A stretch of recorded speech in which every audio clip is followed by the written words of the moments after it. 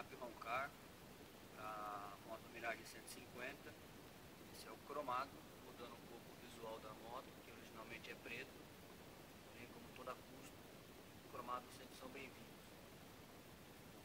Visão geral da moto, acabamento já instalado. Então agora o mais interessante que é como vai ficar o ronco do motor agora com escape novo.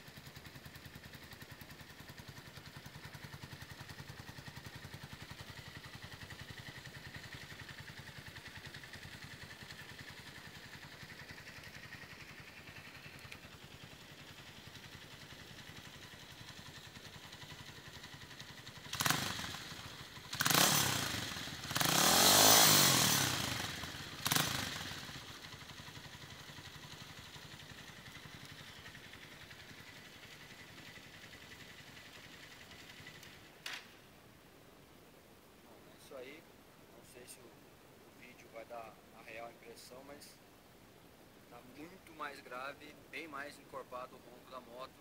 Realmente fica, para quem gosta de uma moto aí com um ronco mais forte, o escape da Roncar ficou muito bom.